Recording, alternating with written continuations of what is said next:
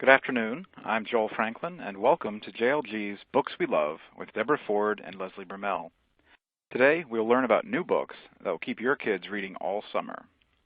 Many of these titles are being shipped out as we speak. But before we find out more, I have a few housekeeping items. Please turn off pop-up blockers in your browser, as these may cause problems when viewing the webinar. If you're experiencing technical problems, please use the Help button on the audience console, and the webinar tech team will get to you as soon as possible. If your screen becomes locked, try using F5 to refresh the webinar console, and if you're on a Mac, use Command R. Need credit? A certificate for continuing education credit is available in the certification folder. It will also be available in the archived presentation. If you have any questions or comments, you can send those in at any time via the red Q&A box. And please join the conversation on Twitter. You can tweet us at JR Library Guild and use the hashtag JLGWebinars. I understand that today you've chosen a book by a young adult author with his first picture book, a book about the kid who invented the donut, and a book about the race to stop Germany from building an atomic bomb. That is quite a range of topics. It certainly is, Joel. Today we'll talk about real people, young people who made a difference, like the donut maker and the spies who fought Hitler's scientists. But first, let's talk about a young adult author who published his first picture book. Teen librarians will surely know Sherman Alexie, who won the Newbery for the Absolutely True Diary of a Part-Time Indian in 2008. This year he's written a picture book, and it's perfect for story time. It's called Thunderboy Jr., and it's illustrated by Eugene Morales. And it's a story of a little boy who is growing up in his father's shadow, Thunderboy Sr., and he doesn't want to be Thunderboy Jr. He wants to be somebody that's just him. And so it's a story about how he finds a name that he will really like. I think you'll like it too. I also want to talk about another award-winning author, Dan Santat, who won for the Caldecott last year, Beagle. And this year he has a really cool picture book called Are We There Yet? Lots of people are taking their summer trips, and I know parents are hearing, are we there yet? Are we there yet? Well, you probably never took a trip like this, because in this story, they travel through time to get to Grandma's house for her birthday, and it's really cool. Read aloud, too, but you'll want to practice because at some point you have to turn the book around in a circle and then upside down, which will completely enthrall your kids. But I think you'll love the story. There's even some hidden QR codes in the back that take you to some really funny dialogue. You'll love Are We There Yet? Leslie, how about you? Well, this book, A Bandit's Tale, The Muddled Misadventures of a Pickpocket by Deborah Hopkinson, is fantastic. And we're going to go way back in time to 1887 when Rocco arrives from Italy in New York City. And he's put to work as a street musician to earn money, but then a gang takes him under their wing and they teach him the fine ways of being a pickpocket. That isn't until misfortune strikes. During his misadventures, Rocco meets a girl that's on a mission to help horses of New York City. And I think it's kind of fun because Rocco introduces himself in the first chapter of the book, where he tells readers he's a pickpocket, a liar extraordinaire, an escaped convict, among other things. And he asks readers to decide whether he's a poor boy whose parents sold him to a villain or a scoundrel who deserves every bad thing that happens to him. He also requests that readers keep an open mind. Social justice is explored in the story, and real-life activists like Jacob Riis and Henry Burge make an appearance in the stories. The chapter headings are hilarious. Chapter 14 containing some surprising revelations and a terrible but predictable episode. Chapter 17 containing rather a lot, including a heated discussion about the relative merits of going under or over, a nail-biting account of a daring escapade and a lie. My favorite, however, is Chapter 19. Containing a storm so terrible that the reader cannot laugh even once through the entire chapter. You might not make it. I love to partner this book, though, with other nonfiction books, such as a book that JLG selected this past spring such as Mercy, the incredible story of Henry Bursch, founder of the ASPCA and Friend Animals. Fantastic read. I'm so glad you mentioned that book because when I was reading Bandit Stale, I thought, oh, wait, we have a biography about him. We do. Connecting the dots. Yep. This next book, called Look Out for the Fitzgerald Trouts, deals with some subject matter that might disturb some people. And it's about a group of 4 homeless kids that are living in a car however, they're on a tropical island paradise. I'm thinking it's not terribly bad. They're a blended family, with each kid being related to at least another kid in the car. Their parents are selfish jerks. They're disinterested in what the kids are doing, but they occasionally drop by to check on them and maybe leave some food or some money from time to time. They go fishing in the ocean for food. Or they bathe in the ocean. They drive with cans tied to their feet so they can reach the pedals. And they attend school where they're the envy of all their classmates. But when they start to realize that their little car isn't quite holding them any longer, they kind of need to look for a real home. And that's where the story kind of takes off. So while the story deals with real life, what I would consider tragic events like the homelessness and not to mention the parental neglect, the amount of support and bond that these kids show each other, it makes it such a worthwhile read. I loved it. And this is a debut by Esther Spaulding. It is, and it's, I don't know, it sort of reminds me of, like, it's almost Roald Dahl-like in the things that happen to these kids. Yes, you know, I agree. It was a lot of fun. I enjoyed reading it a lot. Yeah, I did too. It made me want to go to IKEA, though. Thank goodness we don't have an IKEA close to us yet. You know, we're getting not. one. But I have had that experience of being lost in there. Speaking of lost, Michael Morpurgo's newest book, everybody's saying this is his best yet, called Listen to the Moon. And it's a story in 1915 of a boy and his father who are out fishing. And instead of catching fish, what they end up finding is a young girl who is starving, sick, and she won't talk. And so they adopt her into their house. Nobody knows quite what's going on, but she finally gets well, but she still won't talk. And she doesn't know who she is, and they end up calling her Lucy. Then we find out, of course, this is during World War I, and there is some talk about the Lusitania. Yes. And so the cool thing about this, and so I put all this stuff in the live binder too. There's lots of links that you can go and read an interview where Michael is talking about the story and where he got the ideas. But there actually was a survivor of the Lusitania. They found this little girl on top of a piano floating in the ocean. And this little island where this boy and his family live, they live on this island that did save some Germans. And so it's like a safe haven, this little island. Unfortunately for Lucy, who still is not talking, at some point they decide, well, maybe the reason she's not talking is because she's a German spy. And things get a little bit less happy for her after that. Well, this one is very happy. The first Friday of June is National Donut Day. Did y'all know that?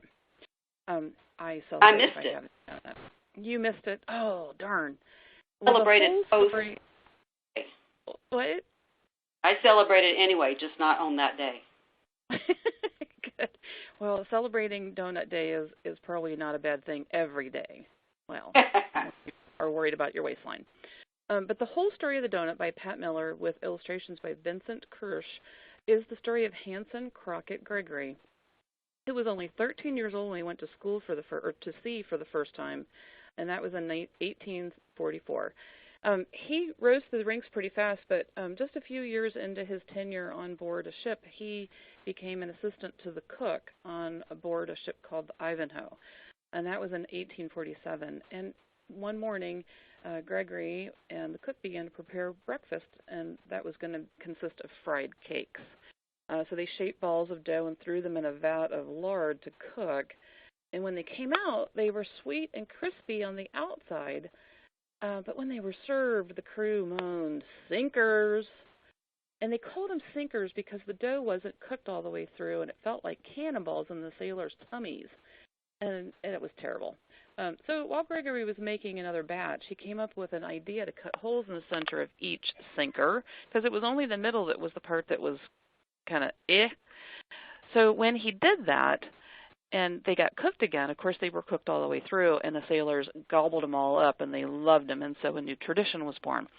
The story goes on from there about how the donut kind of made its way across the world. But one of the interesting side notes that came from this book is that Gregory died in 1920 in Quincy, Massachusetts, at the age of 89. And about 30 years after he was buried, his headstone went missing, which I think is kind of weird, like his headstone just went missing. But it was later announced by Richard Hart about 20 years after the fact. Richard Hart was the vice president of Dunkin' Donuts, and they replaced his headstone just a couple years later. Isn't that crazy? Dunkin' Donuts. Oh, nice, though. Give it back to the guy who gave them their business. Yeah, exactly. Be sure you look in the live binder about this book, too, because there's a newspaper article that talks about that whole thing. And then there was this big controversy in 1941, and then what's the name of the hotel? Astor Hotel. They had a panel to decide who actually invented the donut. Yes, and he did persevere, by the way. Yeah. He did. A for 16-year-olds. Mm-hmm. So Diana's White House garden is absolutely adorable. In 1943, Diana Hopkins lived in the White House with her father, who was serving as FDR's chief advisor. So as a child growing up in the White House, she got to do crazy things like play in the dumbwaiter and roller skate in the driveway and play with Fala, the Roosevelt's dog. However, World War II was creating a shortage in many materials, and food shortages were happening, of course, because Roosevelt wanted his soldiers to be well fed so they could stay strong to fight the war. But he had an idea because he worried about the civilians left here at home as well. So he decided that he wanted everyone to use every square inch of land that they could, and he came up with the term victory garden and asked that every backyard and vacant lot be turned into a garden that grows food. So Diana was overhearing this conversation, and she asked to help Mrs. Roosevelt start the garden at the White House. So the two of them worked side by side along with the White House groundskeeper, and they got the garden established, and Diana kind of became in charge of it. It was her job to tend the garden and water the plants and care for the plants. And at that time,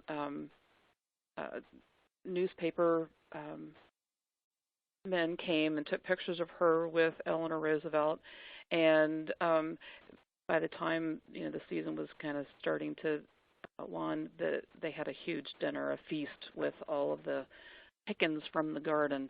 I loved the end pages in this book too, because at the beginning of the book we see that the Victory Garden has been planted and there are plants blooming. We don't know what kind of plants until we turn to the very back in the end pages, where there's bright red ripe tomatoes that are blooming on the plants. And as an interesting side note, and I know this sounds like a terrible plug right now, but Mrs. Roosevelt was one of our editorial staff members. She started with a company. I know, isn't that terrible? Little plug there. From 1929 until she passed away in 1962. So I love it when we have books that involve Mrs. Roosevelt, because she was a huge what's the word I'm looking for? Contributor to the Junior Library Guild program. She was.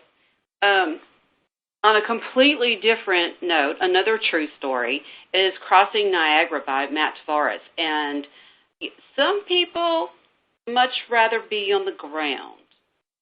But for the great Blondin, who was a French tightrope walker, he was all about, I have no fear at all. And when he saw Niagara Falls, he thought, I think I would like to walk across this water. And so... Yeah, why? Exactly. I said, so the whole story of the donuts.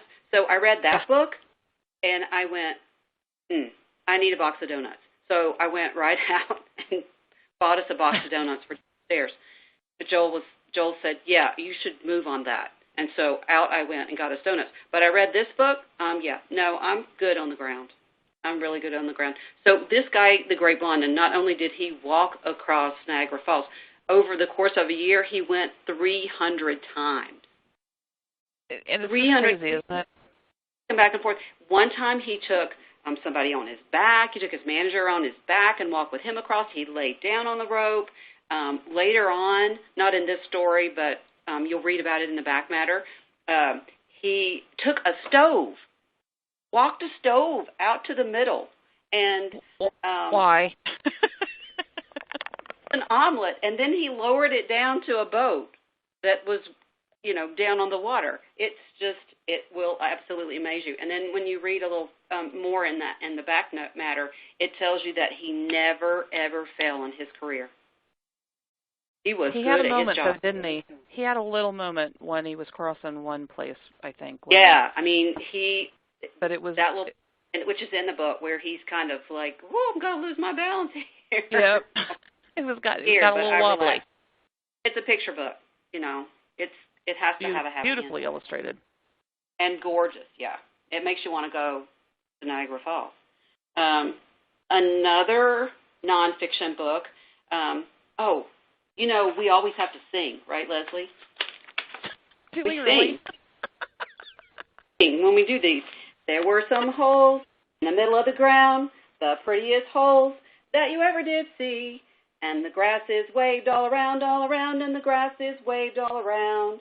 And that's Prairie Dog Song. And so Susan Roth and Cindy Trumbore have done a gorgeous, gorgeous nonfiction picture book that's a song, an old song that lots of people might know. But then beneath the part about the song, there is some higher level text that you can share with your older kids. So even though we have this in early elementary, absolutely elementary, middle schools, you should use this book too. But it's all about the environment and the importance of all the dots that connect to keep the environment, especially the prairie, the way it was. Because once upon a time, the prairie dogs and the bison lived just fine together on the prairie. But then one thing happened, and then another thing happened, and so the prairie dogs disappeared until the 1980s when they decided to reintroduce some things because they realized what had happened.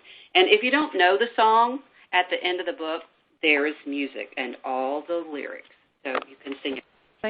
Thank goodness we didn't rehearse that because I don't think I knew that song, but it was very cute, and you did a nice job, Deb, really. Well, thank you. So, and talk about conservation and problems and messing around with our environment, right? Exactly. This was an amazing thing, this book. Mm-hmm. So this is the story of seeds, from Mendel's garden to your plate, and how there's more of less to eat around the world, which I think is an interesting title for this book, and I didn't quite get it until I read this. So I've heard about seed vaults, and I've heard about seed libraries, but I didn't realize that our world seeds are in crisis at this point. And then this little factoid really threw me for a loop. So of the 12,000 plant species used for human food, only about 150 are being grown for sale right now. I mean, that's a minor, like a little fractional amount of 12,000 different plant species. So I'm not sure why we're down to only 150, but food diversity is diminishing with more than 1 in 5 plants hovering near extinction. That also just blew me out of the water. So there were several reasons for the crisis, such as countries being at war, habitats destroyed, and of course there's global warming or climate change. And then once they're gone for good. So there's no more. Do you remember reading about the clay vessel that was uncovered that held what they thought was an extinct species of squash?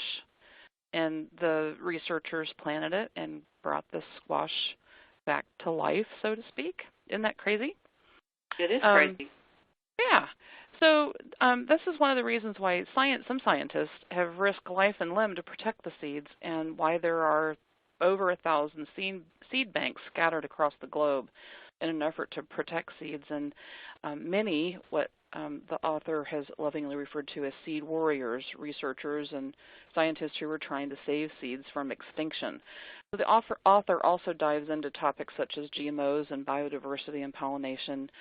There's a call to action with steps about how you can help protect seeds, additional resources, seed libraries by state. Here in Ohio we have one in Cleveland, and additional resources are included in the book to help you get involved. One of the little side notes that I thought was quite humorous, and I talked out loud to people around me today, is we were having strawberries yesterday for lunch, and did you know that the seeds on the outside of the strawberry are actually the plant's ovaries? Doesn't that make every one of you not want to eat a strawberry again? Knowing that little factoid. Well, there you go. Okay. I think it's kind of weird. All right. We are going to talk about The Great White Shark Scientist by Cy Montgomery with photographs by Keith Ellenbogen. I lived in Florida during the 70s, and I'm a certified scuba diver, and I remember watching Jaws for the first time and thinking how horrible it would be to be living through a shark attack. And that movie just scared me to death. So just in time for summer vacations on the beach, this book about great white sharks. So Cy Montgomery study along with Dr. Greg Scommel as they tried to better understand the habits and habitats of this maligned shark. They bring us the facts about great whites, their near extinction, and the return to the Cape Cod area and what sharks really want to eat. And surprise, it's not you. The book includes a section on conservancy efforts, shark maps, bibliography, web resources, and tips on how to stay off of a shark's menu. Very fun. Sharks are not as scary as you think. Yeah, well, you know what I loved? You put up on LiveBinder those advertisements about sharks. And the one that I know, the one I loved was the toaster. Like, people are scared to death of sharks, but yet toasters kill more people than sharks do. What the heck? I know. And then I found an infographic that shows we kill more sharks than sharks kill people. I mean, it's the longest infographic I ever saw. It's crazy. Yep. Who knew? That shark scientist, he knew. Yep. He knew. Speaking of things people might not know, in our graphic high, The Imitation Game, this is a story in graphic novel format of Alan Turing. And you know how some books, when you read them, you feel so smart? Well, did you not so feel so much. smart when you read them? Really hard, because it's all about physics and engineering and all those kinds of things. But it's really well done and very clever, because it actually is backtracking to Alan Turing's, trial. And so they're in a different kind of graphic illustration. You'll see different people talking about and recalling about Alan and explaining him and his all his great work. Of course, the end of his story is quite sad, and it. I don't want to spoil the book if you haven't read it yet, but definitely you should read this book. I think you'll like it. And another one, it may be parts of it you've not even heard of. When you think of the atomic bomb, and most people have read, of course, Bomb by Steve Schinken.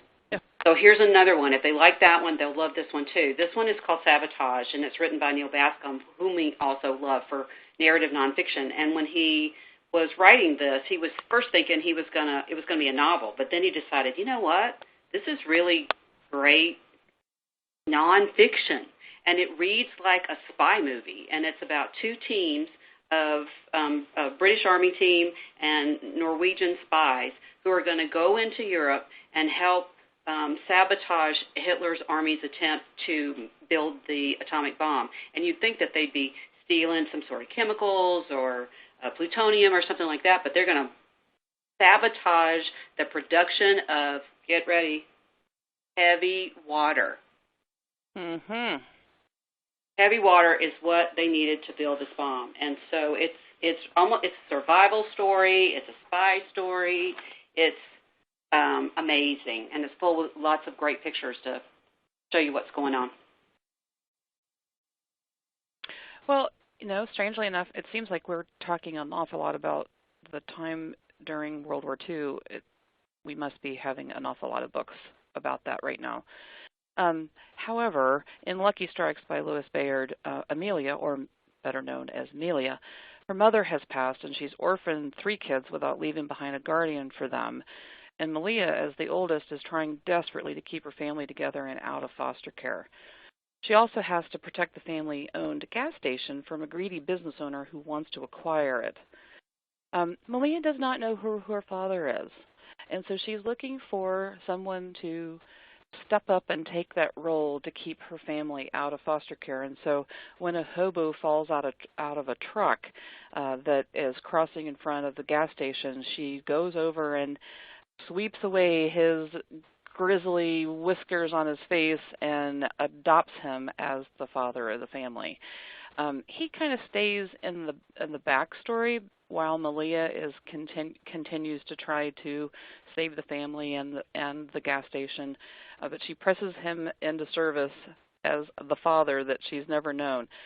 This is set in the Depression era rural mountains of Virginia. Melia will win over readers as a go-getter that doesn't take no for an answer. An hysterical book called Don't Get Caught by Kurt Dinan is a paperback that is hysterical. So a boy receives a note inviting him to join the Chaos Club. It's an untraceable, epic pranking secret club, and he doesn't understand why he's been invited to join this club. He's a nobody, an underachiever, a social zero, and he thinks of this as a chance that he could remake himself. He can be a different Max. But he's got rules, and rule number 4 is to be suspicious. But because he's received this invitation, his curiosity is piqued, and so he decides to go at the designated time. And when he arrives, he's there with 4 other students, and he realizes it's too late, and he's been set up. The campus security arrives at the newly defaced water tower on campus, and he's been caught. And now it's time to follow rule number 7, always get payback.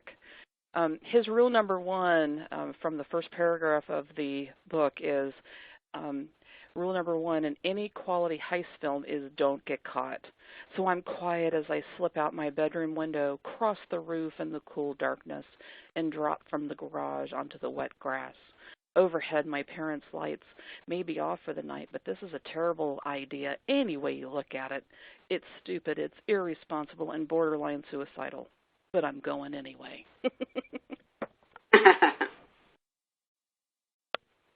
Well, speaking of suicidal and going in anyway, Alamo.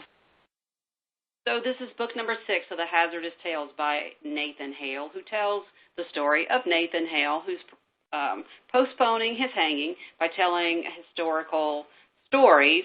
And this time he's got a cast of quite a few. But there's so many things that you will learn about Remember the Alamo in this story. Like, did you know there was, I don't even know how many battles, but all kinds of battles. And it was not just one, boom, we're going to take care of the Alamo. There were a lot of things that happened that year, and with everybody trying to take over what was Mexico's territory in Texas. And just like classic Nathan Hale, it's got laughter, it's got sneaks in some learning. It's hot, hot, hot, and gotten lots and lots of stars, too. Another book that kids are really, really going to like is the second book of The Hamster Princess, where she takes a fairy tale and changes the characters and gives them some real guts. And this is the story where Harriet goes in and she's going to solve the mystery of why the princess's shoes are worn out every night. And so, of course, it's the story of the 12 Dancing Princesses. Well, it turns out that there is a curse of course, and it's up to Harriet to stop the curse, which, of course, she does. She's amazing. I can't wait for the next one. I know, I love her. I do, too. She's hysterical. So Outrun the Moon by Stacey Lee is a historical piece that is about a girl named Mercy Wong. She's born into a Chinese family in San Francisco, and they run a laundromat, and they live in Chinatown. She wants something more for herself. She yearns for something better, and she hatches this grand plan to get herself admitted into St. Clair's School for the Girls. It's exclusive, and the space is reserved for only the wealthiest of white girls. And somehow Mercy, with a little help of a little lie and a little bribery, she gets herself admitted, and then quickly realizes that was the easy part. The book really dives into and probably gets a lot more action-oriented towards the middle half of the book, where the earthquake on April 18th in 1906 hits San Francisco, and everything is completely devastated. Mercy and her classmates have to learn to fend for themselves in an encampment that has been set up. So they're separated from their families and are thrown in with a bunch of other survivors, and Mercy wants desperately to help. And she's a no-nonsense kind of gal that likes to get things done, and get things done she does. Steeped in an amazing amount of research, historically accurate, and racially diverse, this book will keep kids turning pages, for sure. And, next week is Father's Day. Next Sunday, the 19th. And this book, The Most Important Thing, Stories About Sons, Fathers, and Grandfathers by Avi, is a book that can't be missed. It's a book about boys and their fathers and their grandfathers, and maybe the men that they look up to or are influenced by, and sometimes not in a good way. This is done through 7 short stories. Avi explores the question, what is the most important thing you can do for your son? And the stories are touching and heartfelt, and sometimes just downright sad as the relationships between the sons and their fathers and grandfathers are explored. Boys range in age from 11 to 13. You'll laugh out loud in some of the places, and then you might need a tissue in others. That is the truth. And last but not least, the lie tree. Leslie,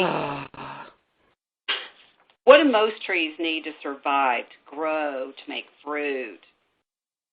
Well, I'm thinking some good soil, some sunlight, some water, maybe a little bit of love. Yep. But not in this book. Nope. In this book, the tree sets itself on fire when it gets to. It feeds on, wait for it, lies. But that's all I'm going to say about it, because it just won Best Fiction for the Boston Globe Hornbook Awards. So join us next month on July 12th at 3 o'clock Eastern, when Roger Sutton, editor-in-chief of the Hornbook, will join me in a chat about the newly announced winners of the Boston Globe Hornbook. And you'll find out more about this mysterious tree and all the other winners. If only we had more time, we could talk about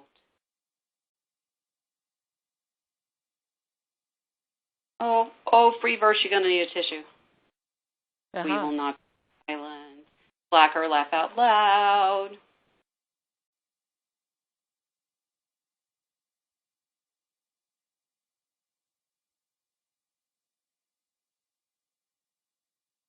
So many books. So little time. Well, remember to check our website after the webcast for the post-presentation blog post, and you'll find a list of all the books with links to their book detail pages. And remember to look in our new spring live binder for links and resources to these and other forthcoming new titles. All right. Well, thanks very much, Deb and Leslie, again, for sharing your enthusiasm about these great new books. I know I can't wait to hear more about the Lie Tree next month. And if you'd like to know more about JLG and its services or new categories, you can contact your account rep or send an email to sales@juniorlibraryguild.com. Tomorrow, you'll receive an automatic email regarding today's webinar, and if you follow the link, you can watch the archived webinar and print your certificate or after 10 minutes of viewing. And until next time, thanks again for joining us, and happy reading.